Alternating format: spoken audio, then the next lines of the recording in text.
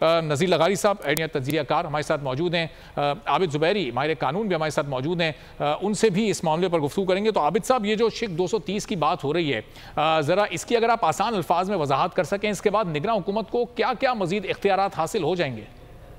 बिस्मिल्लाहिर्रहमानिर्रहीम। देखिए, मेरी नज़र से अभी नहीं गुजरा है कि उन्होंने क्या उसके अंदर तरामीम वो दे रहे हैं, लेकिन मेन जो है कि देखें 230 जो आया गया था, एक सुप्रीम कोर्ट की जजमेंट आई थी 2013 में कि केयर टेकर्स का रोल क्या है। ख्वाजा आसिफ का केस है, रिपोर्टेड केस है।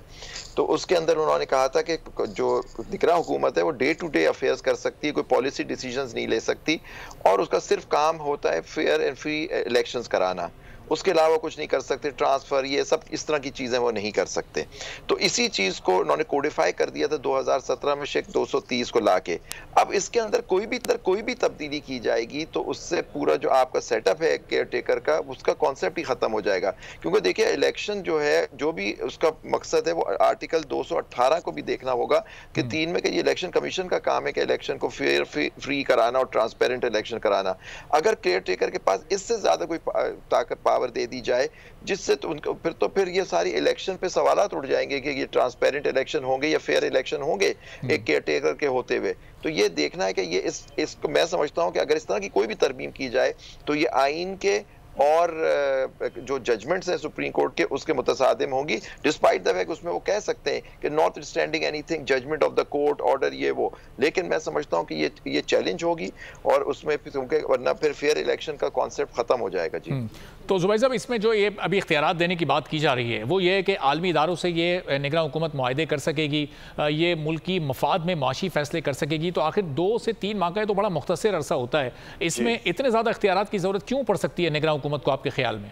मैं नहीं समझता कि पड़ेगी, क्योंकि देखिए आपने IMF से जो आपका माहिदा है वो तो हो चुका है, और उस पर बड़े आपने हमने डोल पीटे कि जी बहुत पैसे मिल गए हमें IMF से। तो ये निगरान हुकूमत का काम सिर्फ अगर इलेक्शन कराना है तो उनका मकसद ये थोड़ी है कि वो जाके आलमी इदारों से डील करें या इन चीज़ों करें। देखिए, मेन मकसद जो केयर टेकर का, तो जजमेंट्स भी यही हैं कि वो कोई ऐसी चीज़ नहीं कर सकते जिससे वो आने वाली गवर्नमेंट है उसको बाउंड डाउन करा दिया जाए। फ़र्ज़ करें ये अभी जाके वो कोई माहिदा कर लेते हैं किसी मालियाती इदारे से, तो आप देखेंगे कि तो फिर तो दूसरी आने वाली गवर्नमेंट जो होगी उसके हाथ आप बांध देंगे। तो यही सारी जजमेंट्स हैं, और 230 का यही इफेक्ट था कि आप कोई ऐसे लॉन्ग टर्म डिसीजंस नहीं ले सकते जिससे जो आने वाली गवर्नमेंट हो उसके ऊपर किसी किस्म का कतगन लग जाए कि वो अपने पॉलिसीज, अपनी माशी जो भी उनके डिसीजंस है वो ले सकें।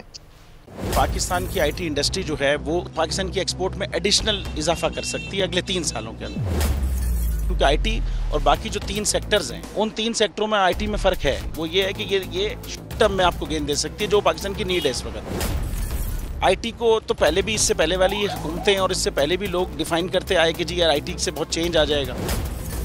क्या वो इम्पैक्ट हुआ IT इंडस्ट्री के ऊपर जो हम समझते थे और चाहते थे? पाकिस्तान की IT एक्सपोर्ट्स इतनी हो जाएंगी कि पाकिस्तान के सारे मसले मसाइल ख़त्म हो जाएंगे? वो तो नहीं हुआ। आपके जो पॉलिसीज़ हैं वो कॉन्फ्लिक्ट हो रहा है। क्या हमने ऐसी पॉलिसीज रखी हुई है कि गूगल मजबूर हो यहाँ पे ऑफिस खोलने में? पॉलिसीज के तहत करना होगा। वो 2 से 3 महीने 4 महीने में खुद ब खुद ऑफिस स्टार्ट करेंगे।